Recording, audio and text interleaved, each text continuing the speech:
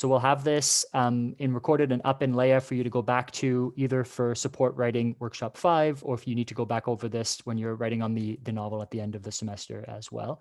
Our first quote comes from the beginning of chapter 5. And we're looking at this quote, and the question I want you to answer while we read it, after we read it, is does what Roy says at this speech, the speech that he gives to the entire stadium of fans, does it make you like him more or less? So just think that. Think about your relationship with Roy, what you think about him, and read what he says. We'll read what he says and what he thinks. Does it make you like him more or less? Does this reveal a good side of him or a negative side of him? So this is on page 108, if you want to follow along in the book, or it's probably easier just to look on your Zoom screen here, because I'm going to project, I share screen with the quote that I want us to focus on, highlighted in pink. The very first lines of chapter 5, Roy standing up with a microphone in front of all of the fans who have gathered there for that game. And he says, maybe I might break my back while I'm at it. Roy spoke into the microphone at home plate before a hushed, sellout crowd jam-packed into Knights Field. But I will do my best, the best I am able, to be the greatest there ever was in the game. I thank you. And that's his speech. Then his thoughts happened, though. He finished with a gulp that echoed like an electric hiccup through the loudspeakers and sat down, not quite happy with himself despite the celebration. Because when called on to speak, he had meant to begin with a joke, then thank them for their favor and say what a good team the Knights were and how he enjoyed working for Pop Fisher. But it had come out this other way. On the other hand, so what the hell if they knew what was on his mind? So again, my question, and I'd like to hear your thoughts on, and you can respond either into the chat or into, you can unmute yourself and speak, is does this make you like Roy more or less when he says this in front of all the fans, that he's going to try to be the best there ever was in the game? And this goes back to what we looked at with Ali and Tyson and those athletes. Do you like it when athletes, in a sense, boast about their abilities or present this incredible amount of ambition and desire to be known as the greatest? If you've watched the Michael Jordan documentary, it's kind of filled with him just claiming that he will be the greatest and wants to be remembered as the greatest. Do you like that kind of attitude?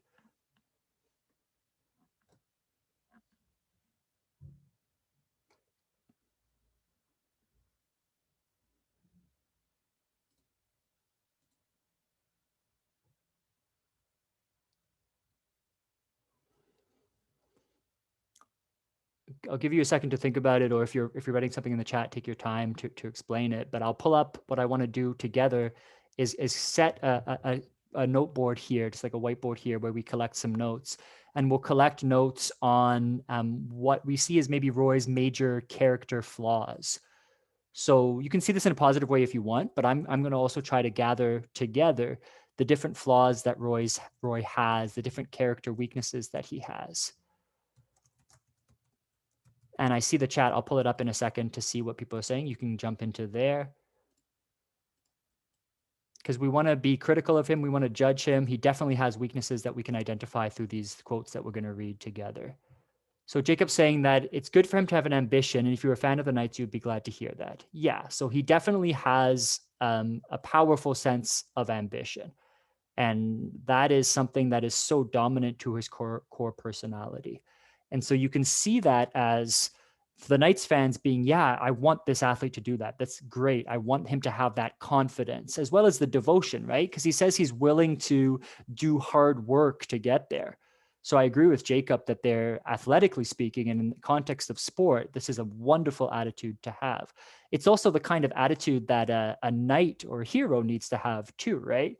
He's saying, I'll be willing to sacrifice myself to achieve the greatness that the fans want, that I want. And so he's saying, I will self-sacrifice, I will work hard, and I'm devoted to achieving greatness. I want to be the greatest there ever was. That is kind of the typical heroic mindset and the kind of masculine mindset as well, right? I'll push through to achieve success. I'll fight to achieve success. He's presenting that front of bravado. What weaknesses are there in this, though? Or why is this potentially a mistake? Can anyone identify why this might make you like Roy less, or why you make you think, wow, Roy's maybe shouldn't say things like this?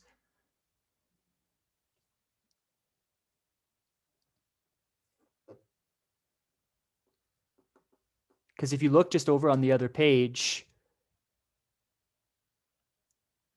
well, actually it's a couple pages over, the fans react to this with kind of surprise, right? They say, whoa, that's weird. Why are you saying that? They sit back in frozen silence. And then some of them start crossing their fingers or spitting over their shoulders.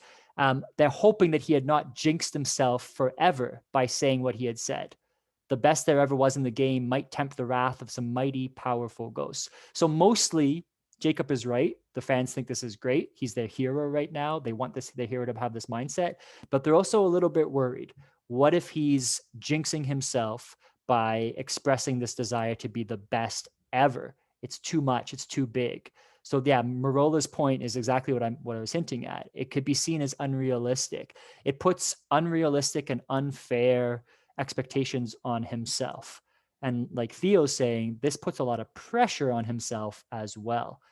And this, I think we can identify as maybe the first flaw, the core flaw of Roy's character, is the fact that he cannot hold back on his ambition. So ambition by itself, that's great. It's needed, but he cannot limit it. He cannot curb it. He cannot control it. It's almost an overwhelming amount of ambition, pushing him too far. So you can see this as he is unable to curb, control, contain, however you want to phrase it, his ambition.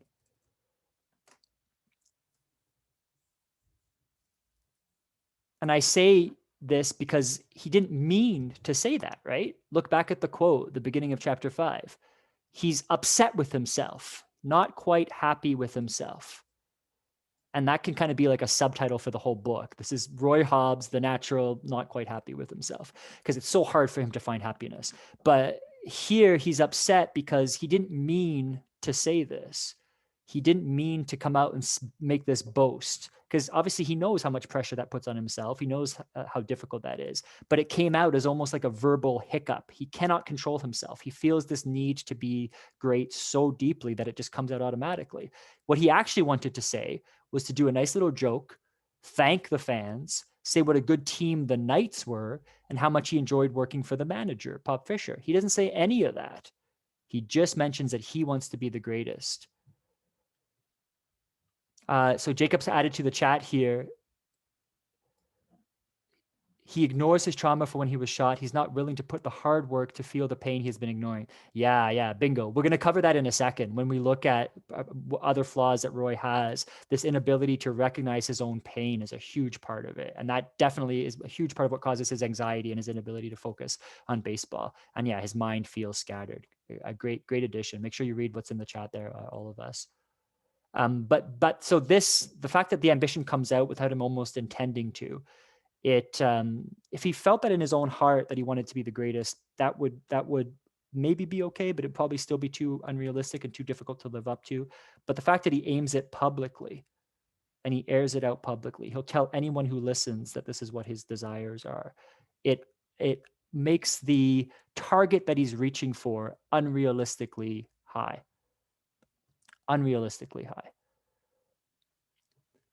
And kind of an extension of that is that this is Roy being revealed to have the sin of pride, or the vice of pride.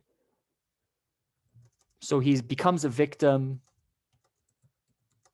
of pride. And you can phrase it that way, that it's not really his fault necessarily. He's just someone who's very prideful. He's proud of his accomplishments.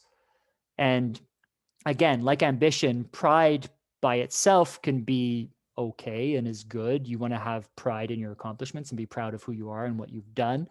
But for Roy, it's almost pride in the sense that the only satisfaction he gets in life is from his accomplishments and from his ambition. And the ambition that he needs to feel accomplished is so high and so elevated and not controlled, not curbed, not limited at all, that it's incredibly difficult to live up to. It's being outstanding levels of achievement is what he wants. You can connect this back to the beginning of the book when he's holding the golden ball in his dream or chasing the golden mountain, right? It's always really, really high levels of target. And mythical stories are filled with characters like this. Again, this is the knight trope. This is the consistent stereotype or archetype of a character who is ambitious and desires greatness. And usually characters like this, characters who are filled with pride, have to fall.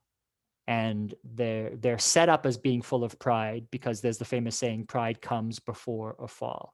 So making this boast publicly, and the fans are worried about this, is like, well, he's jinxing himself. He's setting himself up to fail by putting the target so high. And we'll see this then potentially as one of the causes of his slump, one of the causes of his suffering. It's just karma.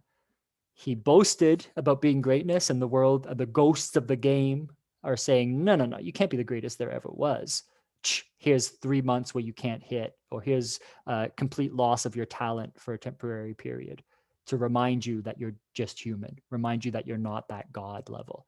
So victim of pride, or he's overwhelmed by pride. He feels the sin of pride deeply.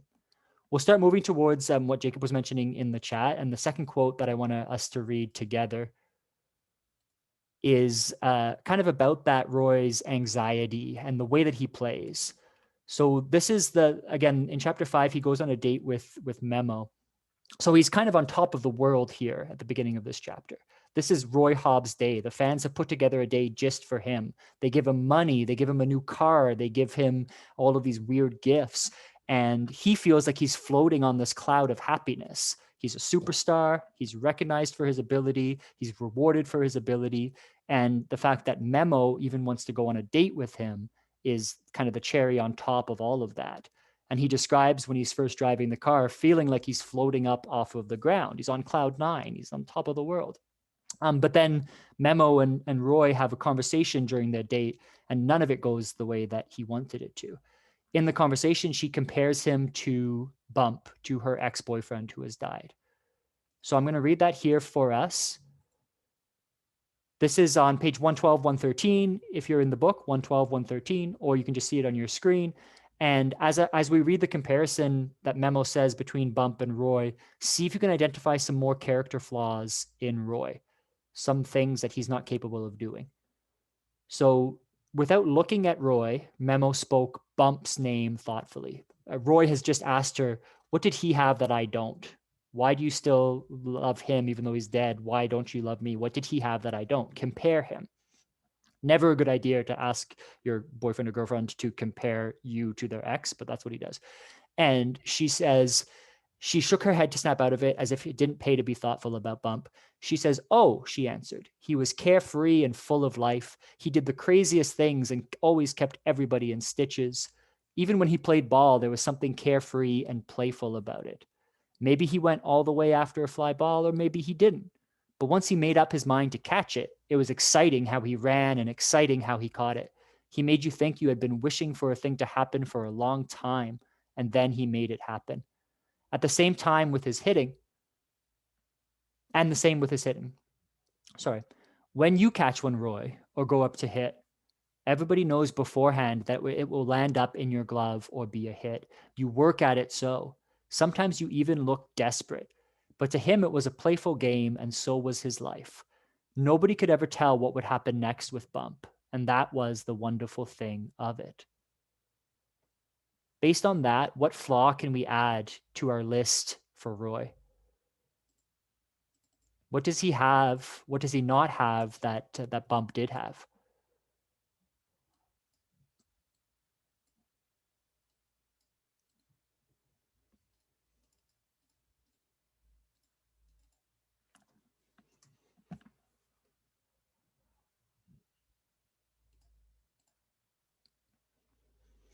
Yeah, he's obsessive and he's desperate, is what she identifies. Specifically, obsessive and desperate about working hard.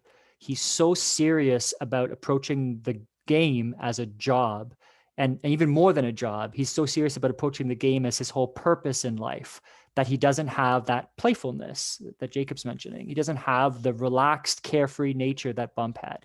So you can identify him as overly serious.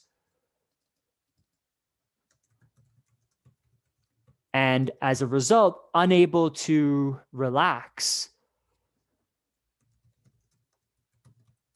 And it goes back to 1 and 2, his other 2 flaws we have here, because he's overly reliant on success in baseball. It means so much to him.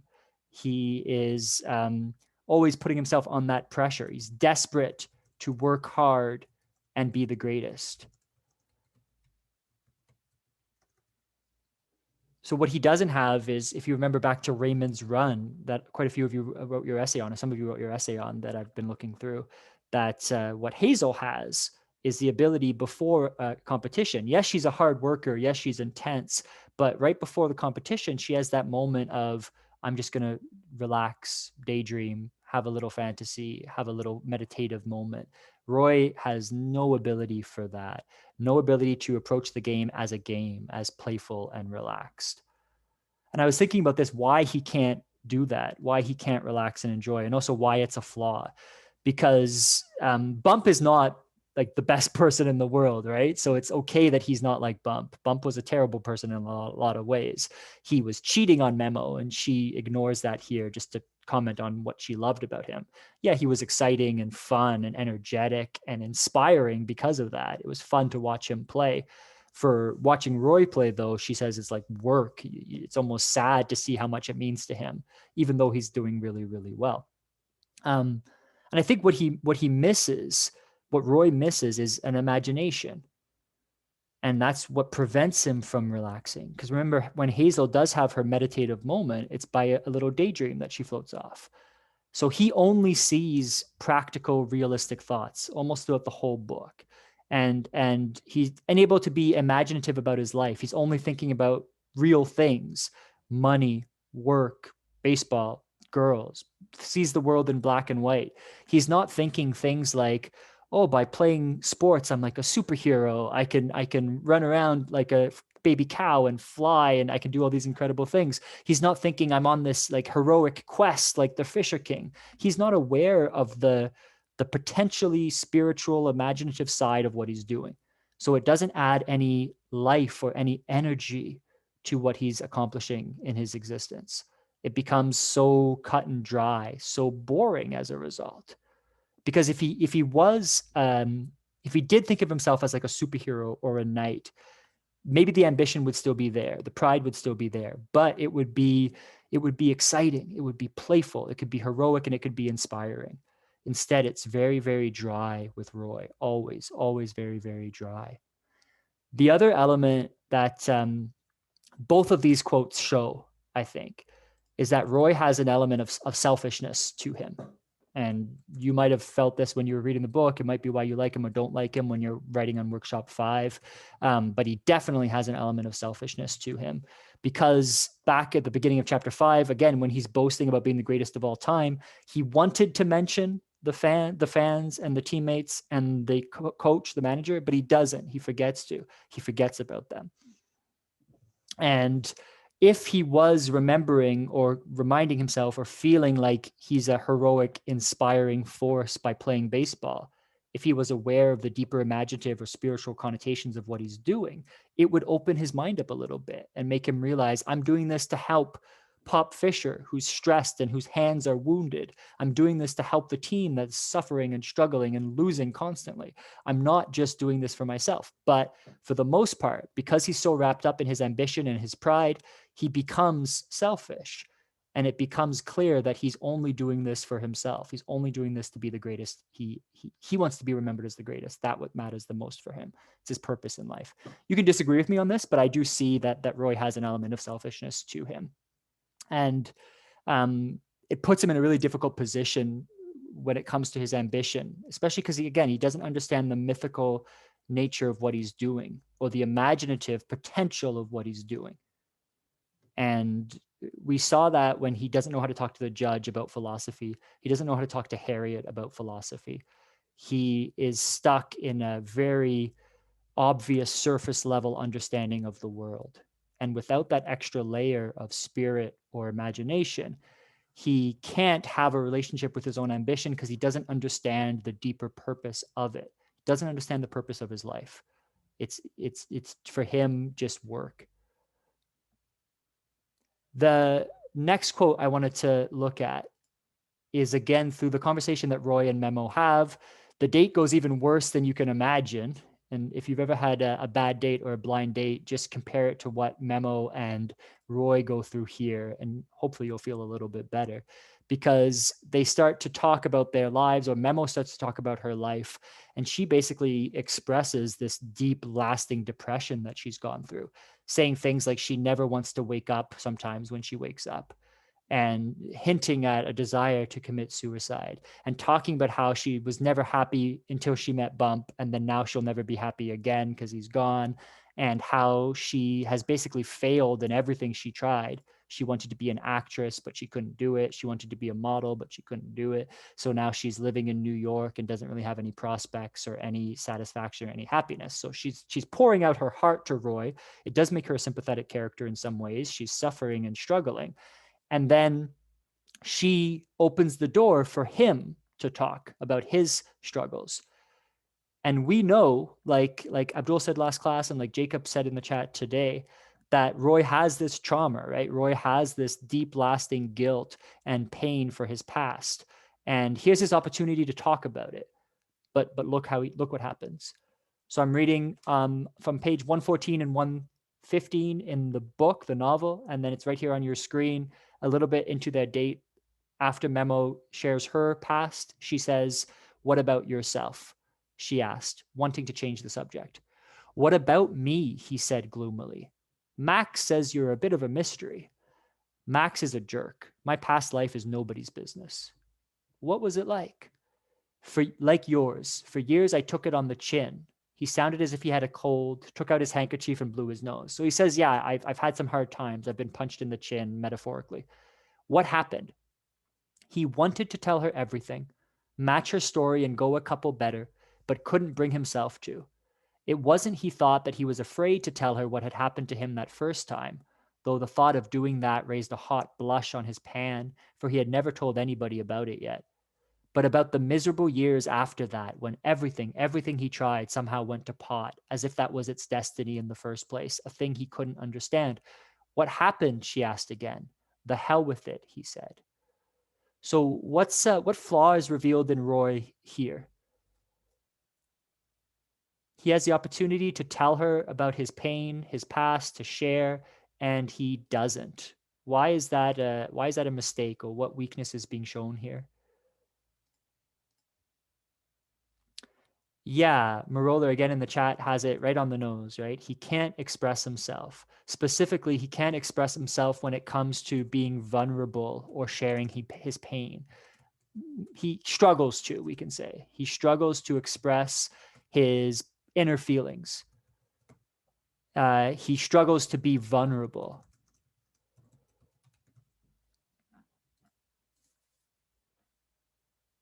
Yeah, he rejects this possibility, this opportunity to show vulnerability. And you can think, why would being vulnerable be helpful here? Well, it's because it would be sharing the trauma, right? Not holding on to that weight of guilt on his own, not holding on to the weight of dissatisfaction on his own. There's this opportunity to get some kind of support. And Memo is not the most supportive person in general, so maybe it wouldn't be the right person to open up to, but it would still be better than keeping it all inside. And what Roy does, because he is this type, this hero type, this masculine bravado type who's unwilling to express what he's actually feeling, or unwilling to express his pain, is he locks himself into an isolated existence where he does not have anyone supporting him, where he does feel solely responsible for his happiness in life. And that is a tremendously full way to trap himself, just to get trapped in unhappiness and trapped in struggles.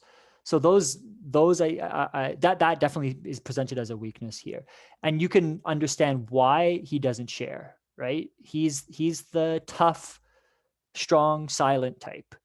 He's the stereotypical male, and this is the 1950s that it's written, so he's the stereotypical traditional male who's not supposed to reveal his feelings because it shows weakness. And he's talking to someone that he wants to have a relationship with, that he wants to draw her affection and get her interested in him. He thinks the only way to do that is by being the tough, perfect, strong knight athlete. He doesn't want to be a soft, vulnerable, sensitive individual because he thinks she would not respect that. So he's caught up in the stereotype of his own gender. He's caught up in the stereotype of his role as a hero and an athlete that makes it sort of taboo to talk about feelings. And he gets close here, right? So she says, I told you about myself. He just watches the water. And he does say, I have knocked around a lot. I've been hard hurt in plenty of ways. So he's touching on it here, right? He's touching on the years of dissatisfaction that he's had. He said huskily, there were times I thought I would never get anywhere and it made me eat my guts. So I've had that pain of struggle, but all that is gone. He pushes it away here. He puts on a front of bravado and he says, I know I have the stuff and I will get there.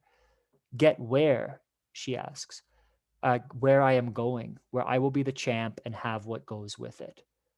So he turns an opportunity to be vulnerable really quickly into another boast about ambition. Another boast about I will be the champ, I will get what goes with it, which again, this is the same conversation he had with Harriet back when he was 19. What goes with being a champion? He says girls, he says money and fame. And Harriet was sort of hinting, well, is there something deeper than that? Is there something spiritual that maybe you're after, some kind of meaning or purpose? And he doesn't understand. For him, it's just girls, money, fame, success. And that is made clear here when right after he makes that claim, I'm going to be the champ, I'm going to have what goes it, he kisses her and he even, I don't want to say assaults, but he makes a move on her by touching her. And she says, no, don't, that hurts. She says her breast is sick. It hurts when you touch me there. And he's trying to convince her to keep going. And he does stop. But there's still a moment of very clear non-consent and a very clear moment of him attempting to take a romantic moment with her because he feels like he deserves it and because he feels like he's earned the right. And that's the mindset that we can add to his list of flaws. And this is more about his romantic approach. We touched on this a little bit last week and in the video on the date with Memo, but that he sees her as a trophy or as a reward for being the champ. I will get what comes with it. And then he kisses her right away. So he sees women as a reward for his success. Again, you can potentially disagree with that. He's also just kind of confused and attracted to her, and he's basically has an adolescent mind when it comes to romance still, even though he's 34. He hasn't developed a level of respect towards women yet, and he really struggles with how to be romantic with her. It's for him, it's kind of again all or nothing. But he definitely, it's implied that he sees her here as a reward or a trophy. So that's a great list to start with. Anyone with any other weaknesses that you've identified in Roy so far in your reading? Anything that you've read and you thought, I really don't like this guy, or I can see how he's making this mistake and it needs to be fixed?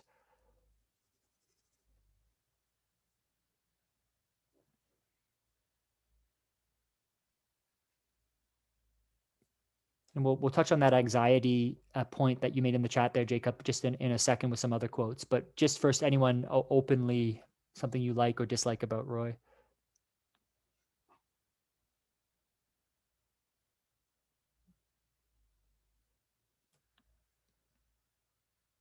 Okay, I think we're good. Then feel free to throw something in the chat if you want to defend him and say no, he's still a good hero. You can raise that at any point as well if you like. But I see sort of all of these combining to lead towards his slump in a different way. When it comes to the psychological suffering he goes through, these aren't the reasons that he stops hitting, I don't think, but these are the reasons why his mind really starts to descend into depression in chapter 6. So they all contribute to his suffering, his mental struggles,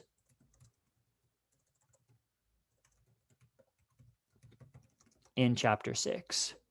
And you can connect any of them pretty deeply, pretty thoroughly to the suffering that he goes through. And that's what we're going to look at next here is his deepest moment of depression, his deepest moment of sadness. So he doesn't even spend that long not doing well, right? I think it's about 2 weeks or so he stops playing well. He stops getting hits, and he tries all those different things to fix it. He tries not reading, not watching movies so that his eyes are better. He tries not practicing. He tries practicing more. He tries literally sewing lucky patches into his sweaters, into his uniforms. He tries going to a fortune teller. And most people, the doctor that he goes to see and the coaches that he talked to, tell him he just needs to relax. That's the most important thing. But it's easier said than done. And what he mostly does when he's not playing well is he worries about not playing well. So it becomes this spiral where depression from not succeeding combines with anxiety, worried about why he's not succeeding. They team up and they pull him down into the depths of despair and unhappiness. It's a really dark place that he goes to, and it's very realistic away. Again, in a weird fantasy book, it's a realistic depiction of how he can spiral down into unhappiness. And the way it's described is, again, the first quote that you're responding to in workshop 5 is directly here. We'll look at it together. So make sure you're getting notes on this that you can then use in your responses. What happens is he stops playing entirely because Pop Fisher says, I want you to change your bat, Roy. Just try a new bat and maybe it'll break you out of the slump.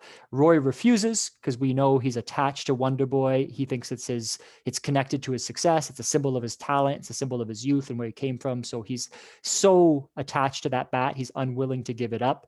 And so again, he has to sit on the bench for a few games and not be allowed to play. And this is when he's wandering around the New York City, going to the hotel and just falling down into the depths of despair. And the description that we get of it is mostly here that you'll see on your screen. This is pages 133 and 134 of the novel itself, the physical copy. Middle of chapter 6, we'll see the state that Roy gets himself into mentally when he's not playing well. So there's a cabbie with a broken nose and cauliflower ear stared but did not recognize him. The hotel lobby was deserted. An old elevator man mumbled to himself. The 9th floor hall was long and empty, silent. He felt a driblet of fear, like a glug of water backing up the momentarily opened drain and polluting the bath with a dead spider, 3 lice, a rat turd, and things he couldn't stand to name or look at. For the first time in years, he felt afraid to enter his room. The telephone rang, it rang and rang. He waited for it to stop. Finally, it did. He warned himself he was acting like a crazy fool. Twisting the key in the lock, he pushed open the door. In the far corner of the room, something moved. His blood changed to falling snow. That last line with the blood changing to snow, nice quick metaphor saying his blood is cold. And that's a recreation of his feeling of fear in this moment, fear and anxiety. And the plot here, what's happening is he's just walked home to his hotel. He thought he was maybe being followed by a woman. What's happening in his mind then is that he's recreating the tragedy that he went through when he was 19, that life-threatening event of getting shot by Harriet. He thinks maybe another woman is chasing him.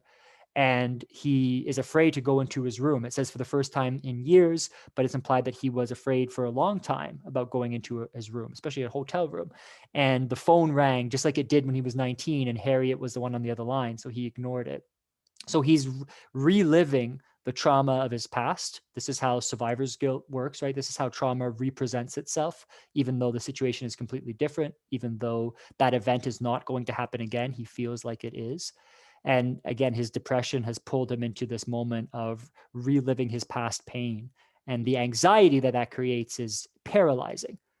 Like frozen snow, his blood is representing his powerlessness and his inability to act now, and his inability to break out of his slump or break out of his depression. The simile that you get in the middle of this quote, or down here, sorry, let me make this visible. You can move your Zoom features around to make sure you can see this. The bottom of this first page, he felt a driblet of fear, like a glug of water backing up the momentarily open drain and polluting the bath with a dead spider, 3 lice, a rat turd, and things he couldn't stand to look at. That is a simile recreating the feeling of depression and anxiety, those feelings, where because he's repressed for so long, and go back and read what Jacob put in the chat, because he's ignored his own trauma, it's created this deep set of feelings in the pit of his stomach, right? He's pushed down all of that fear, all of that worry for so long, so that he could put on a front of bravado and strength and ignore his struggles. And what that does is it backs up. And now it's shooting up like a clogged drain shoots the water back up. And what's pulling out of his mind and his emotions and his thoughts in the simile is this dead spider, 3 lice, rat turd. So his emotions that are coming to the surface as he relives his trauma are being compared through the simile to disgusting things. Because by ignoring his pain for so long, not processing it, not talking about it, not being vulnerable and facing it confidently, and just not dealing with it, it's backed up in his drain, and it's caused all this disgusting stuff to build and live, and now it's all coming back out. It's a really effective simile for that process of dealing with long ignored pain, and how that can come now out in a moment that just completely overwhelms and dominates and leaves him a wet, foolish, pain filled man stuck in his hotel room, terrified to open the door, terrified to answer the phone. It's really sad. It's really awkward and difficult here for him. But again, that simile is what you maybe want to focus on in your writing. How is a backed up drain, a clogged drain, a good simile for the pain that comes across from depression, and specifically for ignored and repressed feelings of pain? The next part of this moment that I want to focus on before he goes to sleep, down at the bottom of the second half of this page, his head, a jagged rock on aching shoulders, throbbed from its rocky interior. An oppressive sadness weighed like a live pain on his heart. Gasping for air, he stood at the open window and looked down at the dreary city till his legs and arms were drugged with heaviness. He shut the hall door and flopped in the bed. In the dark, he was lost in an overwhelming weakness. I am finished, he muttered. You have the metaphors there, 2 of them, of his head being like a rock, a jagged rock, and throbbing like a rocky interior. So a rocky head and legs and arms that are drugged with heaviness. Those 2 metaphors, having a head like a rock, having a body drugged with heaviness, that's the depression that he's living through there. That's the overwhelming feeling of sadness that's broken him down and made him paralyzed and powerless. And of course, he can't play baseball well in this state. He has absolutely no agency. He's completely dominated by this difficult weight, this pain of sadness. And it leads to the moment of him just saying, I'm finished, I'm done. And the pages of the record book fell apart. So his ambitions, right, his hopes to be great, to create records and be known as the greatest of all time, now he sees it floating away. And if you wanted the connection back to Harriet to be even more implicit here, look at the symbol that is used to finish off the description, the paragraph. He went to sleep, he woke up, he just lay there at night, all night long, and he's waiting for the bloody silver bullet. So he's literally expecting and waiting for the failure of his 19-year-old self, where he was shot by a silver bullet, to come back and finish the job. The 2 metaphors there, the rocky head and the drugged body, they combine, and metaphors often help create imagery.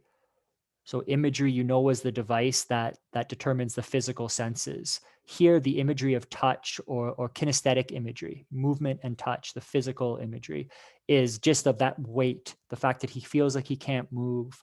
And it's because of those metaphors of his head being like a rock and his body being like a drugged, frozen, paralyzed self. So this is him at his lowest point, and he's a hero who feels like he's been defeated. And he's defeated because he's not capable of performing the acts that make him a hero. And for him, again, baseball is his heroic opportunity, right? That's how he can be great. And because he can't do that, because that's taken away from him, he's defeated.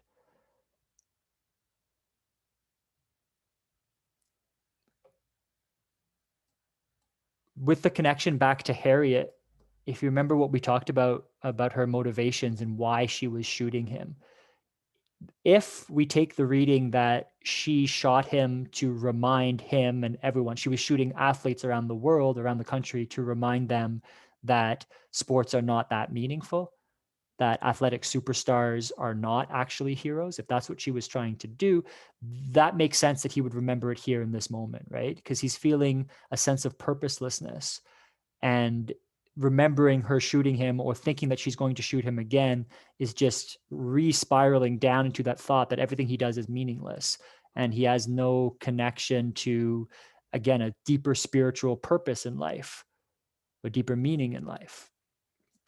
All very dark, all very depressing. Really quickly, let's think of the structure that the novel takes then. So this fall into kind of a hellish moment for Roy is a really familiar moment in plots in novels and in stories. So we can see a cycle occurring in this book that should be familiar to a lot of you. So there's a cycle of achieving success and glory.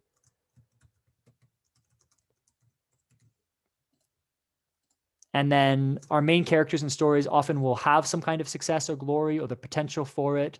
Then, however, they will fall prey. They will be tested, and they will fail in one way or another. As a result of that failure, they will end up in a deep level of depression or sadness or anxiety, or often it's literally entering into a moment of hell. And this is Roy's personal hell that he's reliving in that hotel room in that moment.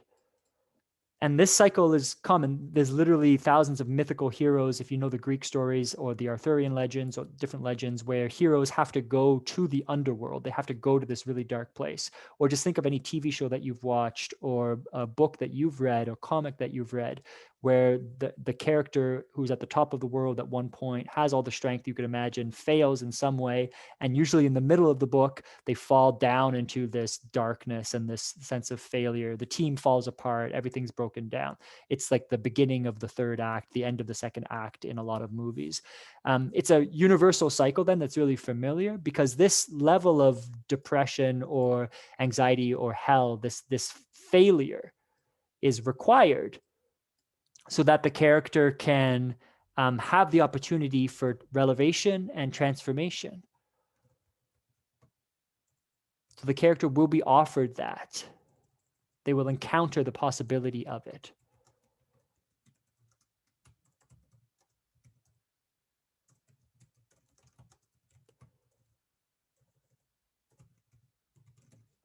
And I can't spell revelation apparently, but there you go. Revelation. So something will be revealed to him that he needs to change his life, or there'll be an opportunity to transform. And if that transformation is taken successfully and it makes him a stronger person, a better character, more of a hero, there can be a return to the cycle of achieving success and glory again. If we trace this for Roy, the success and glory that he achieves is repeatedly happened. Even in chapter 1, he strikes out the whammer, a moment of glory. Here at the beginning of chapter 5, he's on top of the world, getting a bunch of money from the fans, claiming he's being the greatest of all time. He's achieved success and glory in baseball. Now the tests are, you could argue, usually surrounded with women, because with Harriet, he was tested and she tested him. He failed the test because he went to her hotel room out of lust, out of a desire for her, and she punished him for that by shooting him. And the failure here in chapter 6 is, again, going on the date with Memo, and specifically that moment where he thinks they've hit a little boy in the woods. And go back and watch the video from last Thursday if you haven't already to discuss that hallucination that he has. But he thinks that he's killed or hit a little boy walking through the woods, and he didn't go back right away to try to help that boy. And the guilt from that decision is going to be living with him, because that would be created as a failure. More surface level, he's also failing in baseball. So that feeling of he's not achieving the heroic ability in the game. He's not meeting his expectations of success. Though, as we saw, he's setting himself up for failure.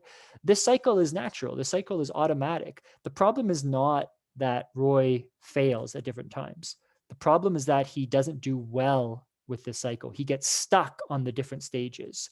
So you can see Roy getting stuck here or wants to stay here.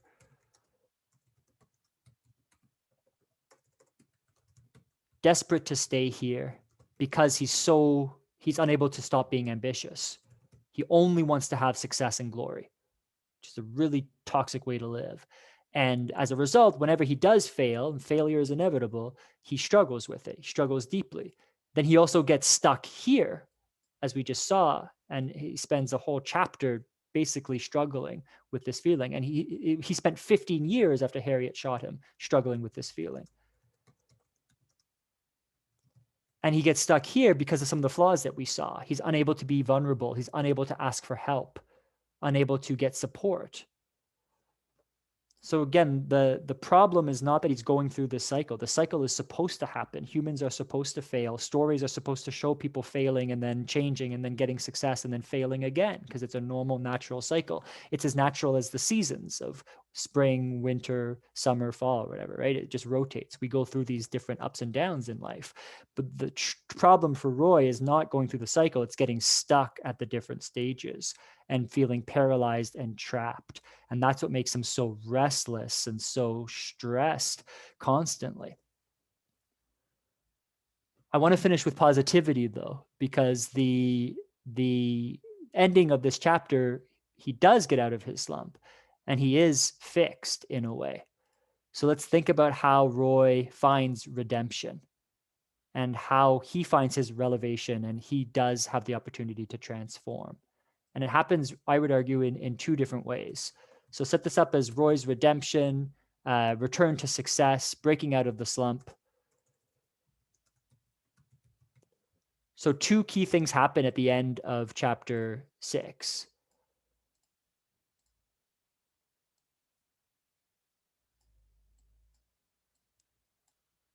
And get my arrows pointing the right way. And we can identify these as the two things that he needs to break out of his slump.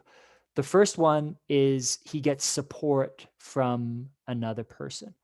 Memo didn't really give him any support. Pop Fisher was trying as a coach and Red Blow was trying as a coach. Different people were, but he gets what we can see as unconditional support from another. And it's really subtle and it's really small little gesture. It's a woman named Iris. And I want to read this moment where at the end of chapter 6, you saw someone stand up during the game. She stands up to look for Roy before he gets a chance to hit. And then when he's at bat, she just stands up for him. And look at how this affects Roy.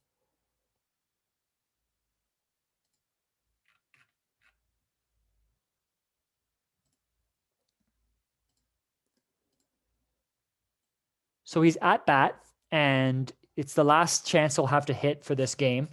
And he has 2 strikes on him. So it's the classic dramatic moment. The team is down by 1 run. And Roy is looking around before the next pitch comes, and he stole a quick look at this woman.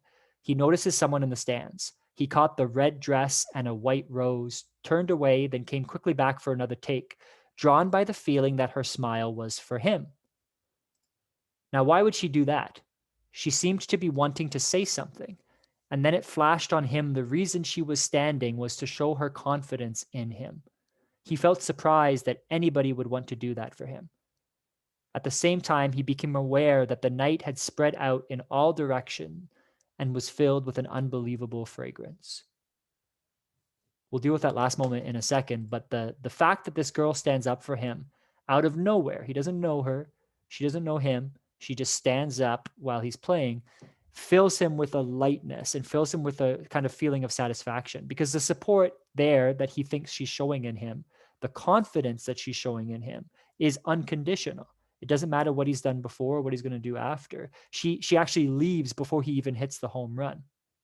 The only things we know about this person so far, we will learn more about her, but we know 2 things. Her name is Iris. You'll find that out in the next chapter. And we know here she has black hair and a red dress. Remember, the fortune teller said, hey, Roy, you're going to fall in love with a woman with black hair.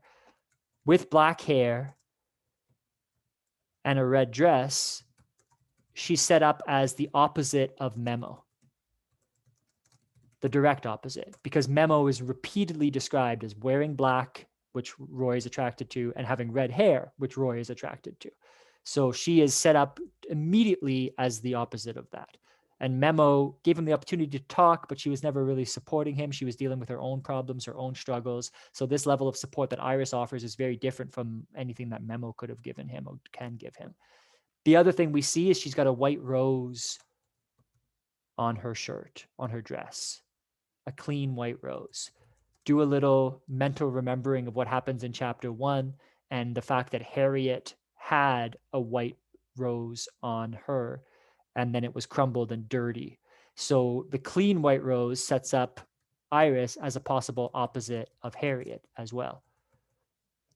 So Roy's failures with women, the tests that he's failed when going on dates with them and the chasing them just for lust, seeing them as trophies and rewards, there's a potential here in Iris's character to break out of that, to break away from that, to fix that.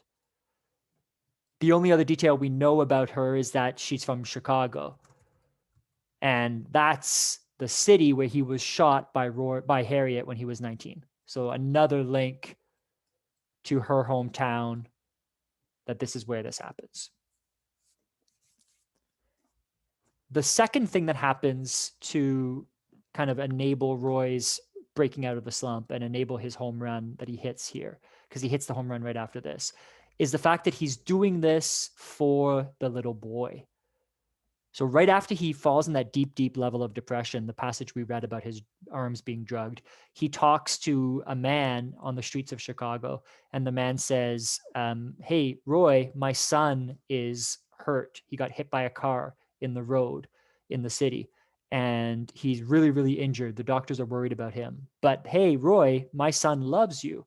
You're his inspiration. You're a hero to him. He has books filled with pictures of you. And if you could hit a home run in this game tonight, I know it would make my boy feel better and maybe help him heal. So Roy is acting in a way here for the first time unselfishly, at least a little bit. He has the opportunity to be unselfish because he has the opportunity to act in service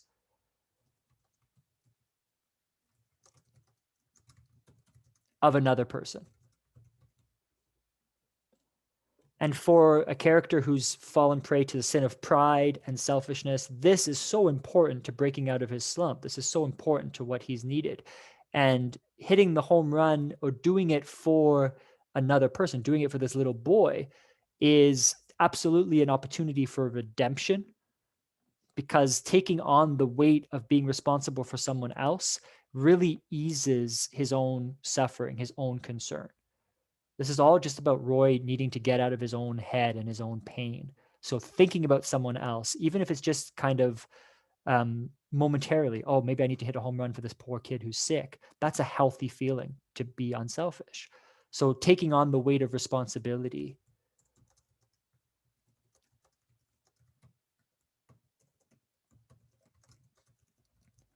That is so helpful in easing his own weight, his own pain that he's been dealing with.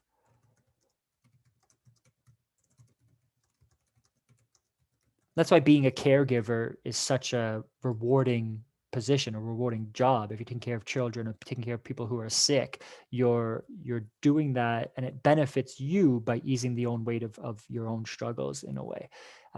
The other aspect of why it's so important for him to do this is because it reminds him that there's a purpose to his actions in baseball, right? He's not just playing baseball to hit home runs and break records. He's doing it, or he should be doing it, because he's inspiring other people.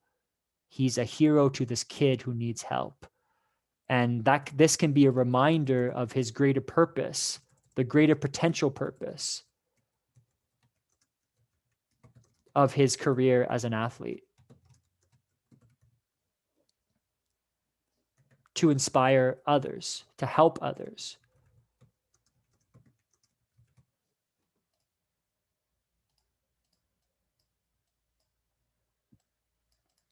And if you think about the mythical, magical part of this book, because it is a bit of magical realism, there's a fantasy element. So Roy thought that he hit a little kid, a little boy in the forest driving with Memo, right? He thought that he hit, maybe killed an unleft boy. It was a hallucination. It didn't actually happen.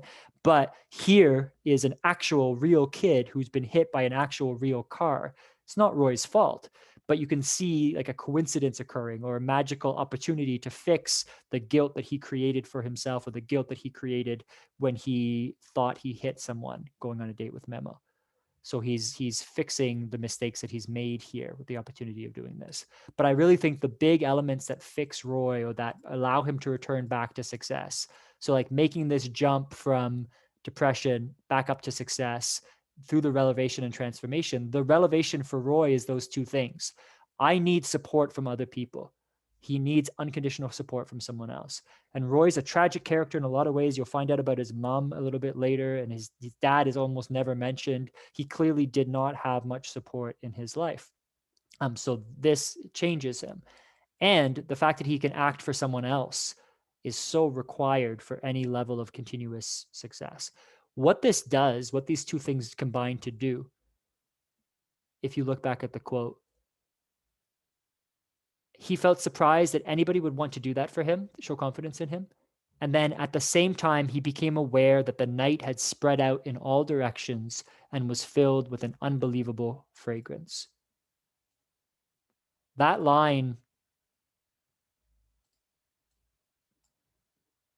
kind of sums up how he breaks out of his slump. He was told that he needed to relax. And here, what happens is his perception opens up. His vision opens up. He gets out of his own head. It's the complete opposite of the imagery of him being weighed down and drugged with rocks for a head. It's an open, free, relaxed mind. So combining getting support from someone else, acting in service to someone else, the result is an open and relaxed perception.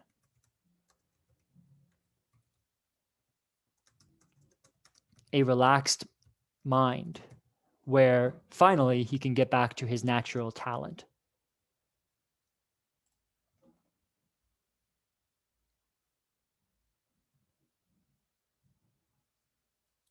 So that's all that I wanted to say about that, I believe. Any questions, any comments, any concerns on those two key elements of how he breaks out of his slump?